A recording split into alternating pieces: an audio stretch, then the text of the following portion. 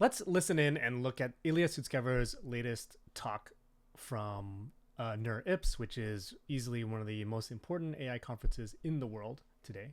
And it just happened about a week ago or a few days ago.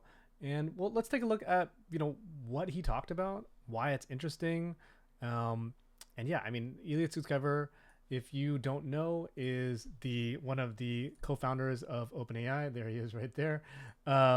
He is some consider to be the most important researcher in one of the most important researchers in the field, period, as well as kind of the spirit animal slash spirit slash heart of OpenAI. And so, yeah, I think, obviously very important figure. He also created a new company. I think it's called Safe Superintelligence or Superintelligence. Let me see here if I remember correctly. Safe Superintelligence, right? SSI. So they are building safe superintelligence in the most important technical problem of our time. We have started the world's first straight shot SSI lab with one goal and one product: a safe superintelligence. So probably what they really wanted to do in OpenAI, but obviously there's a lot of drama there. We're not going to get into that. We're just going to jump straight into his talk. Now, I'm going to jump straight to minute 8 and listen to the last kind of half of it or third of it. I highly recommend watching the whole thing. He also answers a bunch of questions from a bunch of people. They're kind of random, but we're going to just focus on this last 5 minutes of his talk and react, and we'll jump into it. This gets a little bit philosophical, really interesting to me.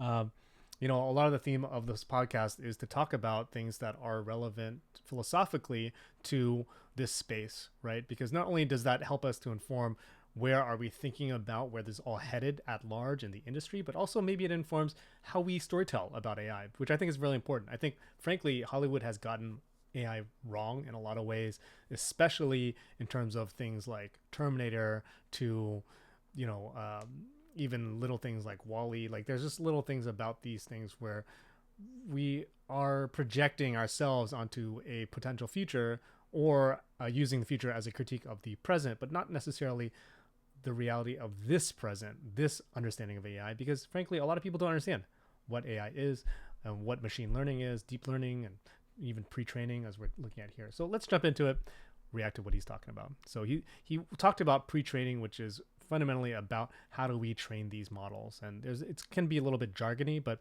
we're going to skip over that and jump into the philosophy of it. Large neural networks train on huge data sets. But pre-training as we know it will unquestionably end. Pre-training will end. Why will it end? Because while compute is growing through better hardware, and so when we talked about compute, we're talking about GPUs, right? And the ability to, and especially in particular, use GPUs to compute, big problems, math problems, essentially, right? Better algorithms and larger clusters. Larger clusters meaning larger groups of GPUs, right? Larger and larger, Elon is building a multi-billion-dollar data center facility, right? So, and everybody is trying to build that, right? Meta, and we've looked at this before, right? Who owns the most GPU H100s, right? So that's who owns the most. This is where we're looking at right now, right? Where these are the largest companies that have these, GPUs as of 2023. This is kind of probably exploded a lot because a lot of people have jumped in. XAI is in the mix now, right? So I don't know. Hopefully we'll get a new stat on this very soon. Right, all those things keep increasing your compute. All these things keep increasing your compute. The data is not growing because we have but one internet. And so he's basically saying here, right, that the compute is growing, right? This is, and just billions of dollars going into more GPUs, more larger clusters, better algorithms, and that's all innovating. That's all probably going to keep growing. But as he's mentioned here, we have but one internet, which is a great soundbite. We have but one internet. You could even go as far as to say that data is the fossil fuel of AI. It was created somehow, and now we use it, and we've achieved peak data, and there'll be no more. We have to deal with the data that we have. Now, it's still let us go quite far, but there's only one internet. So that's interesting, because I do think that definitely it's true. We've hit peak data. Maybe there's more data to mine out there. Like, if a lot of data is proprietary, so how much of, let's say, OpenAI or any of these companies have access to all of the world's data? I don't think they do. So there is a caveat there. But I think he's right philosophically in that how much more data could we produce, even though, yes, we're also producing a lot of data daily, like terabytes of data daily, but or even bigger than that. I don't even know what the word is. But so that's true, but also maybe we're hitting a threshold also on what AI can learn from humans, essentially, because it is essentially limited by what we understand, what we can do, right? Here, I'll take a bit of liberty to speculate about what comes next. Actually, I don't need to speculate, because many people are speculating too, and I'll mention their speculations. You may have heard the phrase agents. It's common, and I'm sure that eventually something will happen, but people feel like something agents is the future. More concretely, but also a little bit vaguely, synthetic data. But what does synthetic data mean? Figuring this out is a big challenge. And I'm sure that different people have all kinds of interesting progress there. And an inference time compute, or maybe what's been most recently, most vividly seen in O1, the O1 model, these are all examples of things, of people trying to figure out what to do after pre-training. And those are all very good things to do. So that's kind of interesting, where O1, the latest ChatGPT model that came out, where they're kind of using reasoning. They're having essentially the model pause and think in a certain way. And I think that's kind of interesting. And he's going to get into that a little bit. But is that going to play out where we do allow the models to think more? As a result, they still leapfrog. We still feel like there's no plateau, because humans are experimenting, AI researchers are experimenting with new ways to make our AI more intelligent, right? Mention one other example from biology, which I think is really cool. And the example is this. So about many years ago, at this conference also, I saw a talk where someone presented this graph. But the graph showed the relationship between the size of the body of a mammal and the size of their brain. In this case, it's in mass.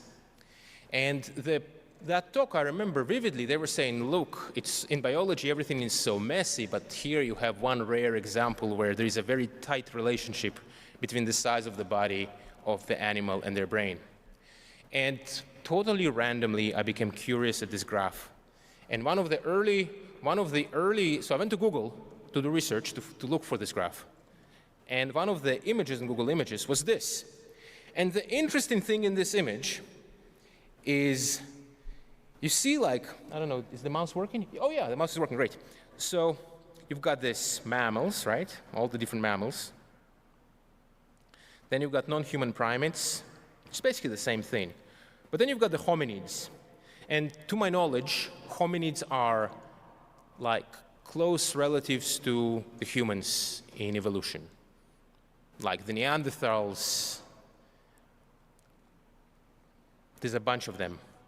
Like it's called Homo habilis, maybe. There's a whole bunch, and they're all here. And what's interesting is that they have a different slope on their brain-to-body scaling exponent. So interesting. So that's pretty cool. What that means is that there is a precedent, there is an example of biology figuring out some kind of different scaling. Something clearly is different.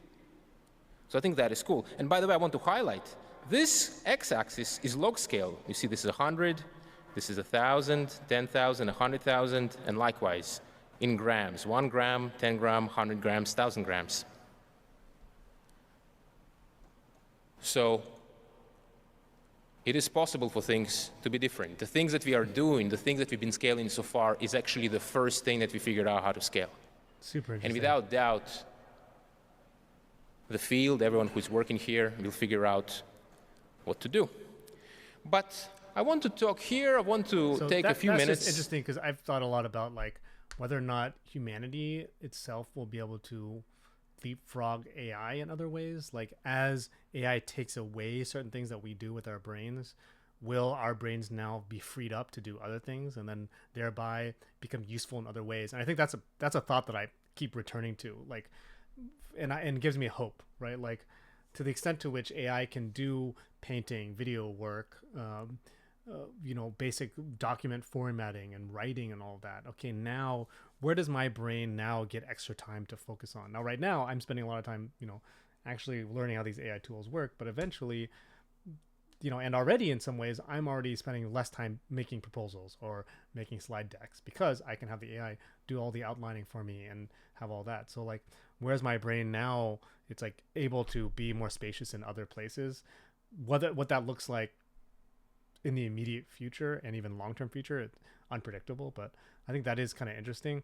And then of course he's making a different point here where it's like, biology figured out how to leapfrog itself by essentially allocating more brain mass as a ratio to body mass. And so like, can we humans figure out how to like essentially allocate the right type of compute to an AI that then would help it like leapfrog in terms of intelligence later? So I don't know, super, super interesting. Love Ilya for that. The longer term, where are we all headed? Right, we're making all this progress. It's astounding progress. It's really, those of you who've been in the field 10 years ago and you remember just how incapable everything has been, like, yes, you can say, even if you kind of say, of course, deep learning, still to see it is just unbelievable. It's completely, I can't convey that feeling to you. Yeah. If you've joined the field in the last 2 years, then of course you speak to computers and they talk back to you and they disagree, and that's what computers are. Yeah. But it hasn't always been the case. It's really uncanny. But I want to talk to you a little bit about superintelligence, just a bit. Because that is this is his favorite obviously, topic, obviously. This is his where area. This field is headed. This obviously is where this is headed. What's being built here. And the thing about superintelligence is that it will be different qualitatively from what we have. And my goal in the next minute to try to give you some concrete intuition of how it will be different so that you yourself could reason about it. So right now we have our incredible language models and they're unbelievable chatbots and they can even do things, but they're also kind of strangely unreliable and they get confused while also having dramatically superhuman performance on evals. So it's really unclear how to reconcile this. But eventually, sooner or later, the following will be achieved.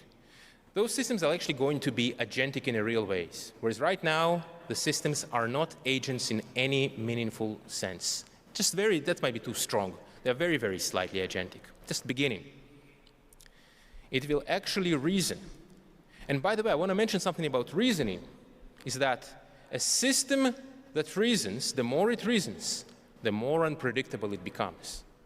The more it reasons, the more unpredictable it becomes. All the deep learning. So before we get into the reasoning, agentic is something we're already starting to see, right? Where computer use on Claude and a few other tools.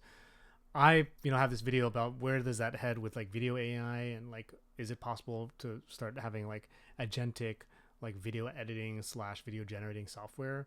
What does that look like? Personally, I can't wait for a life where I am having agents do a lot of things that are very admin centric for me, logistical, from planning to doing all that kind of thing. So very curious where that looks like. And I think agents are a way to solve a lot of the kind of limitations of data and things that he mentioned earlier. So that's kind of interesting. That we've been used to is very predictable because if we've been working on replicating human intuition, essentially, it's like the gut feel. If you come back to the 0.1 second reaction time, what kind of processing we do in our brains? Well, it's our intuition. So we've endowed our AIs with some of that intuition. But reasoning, and you're seeing some early signs of that, reasoning is unpredictable. And one reason to see that is because the chess AIs, the really good ones, are unpredictable to the best human chess players. So we will have to be dealing with AI systems that are incredibly unpredictable. They will understand. That is such an interesting point because, again, back to Hollywood, like the picture of AI up until this point, in a lot of ways, has been that, you know, AI is kind of predictable, that, and maybe predictable in the sense that, hey, we expect it to like want to take over the world. That's the biggest prediction that you know, that the kind of doomers have to say about that. But in this case, maybe he's making the point that, you know, in the chess example, will AI behave differently if it can reason, and it will come to different conclusions and behave differently, which is fascinating, scary as well, right? Scary as well, very scary, because if it's unpredictable, then what can we do about it, right? Understand things from limited data. They will not get confused, all the things which are really big limitations. I'm not saying how, by the way, and I'm not saying when. I'm saying that it will. And when all those things will happen together with self-awareness, because why not? So understanding is interesting because I already think we're close to that, in which it's very easy to get an AI to like understand me based on my data, based on just describing where I'm at. Can it understand reality? Can it understand the difference between different laws and you know, violations, ethics, like this kind of thing? Can it actually get to that level? And then self-awareness, I mean, I don't know what that means. I don't even know if we know that what that means from a human point of view. Like, I know that I'm self-aware in a therapeutic sense, where I know that, hey, like I can be arrogant in certain scenarios, or like I lack empathy or emotional intelligence or maturity in certain areas. Like, that is my work on as a self-aware person, or trying to be self-aware person, versus do I know what it actually means to have that feeling of meanness, of minness, and that feeling of uniqueness that is different from other people, and that I identify as me being me as opposed to some other people. I don't even know that we have the language to describe that. I don't know that we have neuroscience has caught up to understanding that, and has been able to define that all that clearly. Although, sure, there are plenty of people that would say otherwise, but I don't know that we're quite there yet necessarily. Maybe in some form, but I don't know. I think we're not quite there yet. So it's interesting to hear him say this. So if we can't fully define what is consciousness or self-awareness, can we define what is consciousness and self-awareness in an AI, in a machine? Awareness is useful. It is ourselves are parts of our own world models. When all those things come together, we will have systems of radically different qualities and properties that exist today. And of course, they will have incredible and amazing capabilities. But the kind of issues that come up with systems like this, and I'll just leave it as an exercise to imagine, it's very different from what we are used to. And I would say that it's definitely also impossible to predict the future. Really, all kinds of stuff is possible. But on this uplifting note, I will conclude. Thank you so much. Just amazing. Amazing. So cool. Gotta love Ilya Sutskever. He is just so articulate as well as so at the cutting edge. So I think a lot of these thoughts are really profound.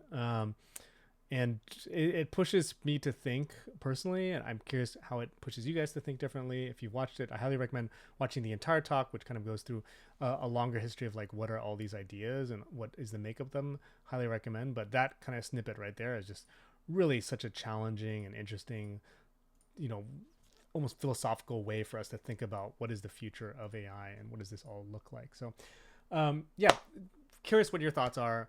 I mean, I think it's so funny because we seem to have some time to think about this, but we also don't, because it's moving so fast.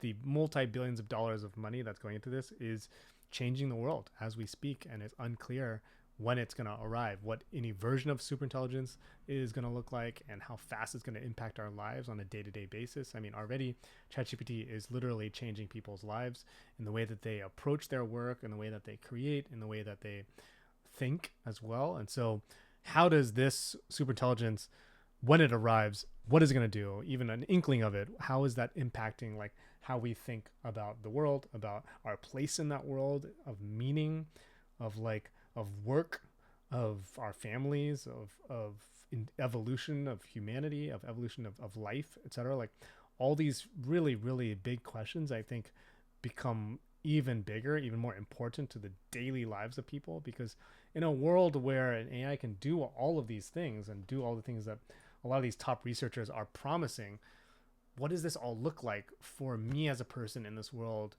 where I derive a lot of meaning in, definitely in the human connection that I have, in the people that I interact with, but also in the work that I do, and in the creativity that I have, in the ideas that I interact with, in the intelligence that I think I have, in the value that I think I bring to others. What if that value is just being provided by AI in all these ways? Agentic, reasoning, understanding, self-awareness, all these things can be provided.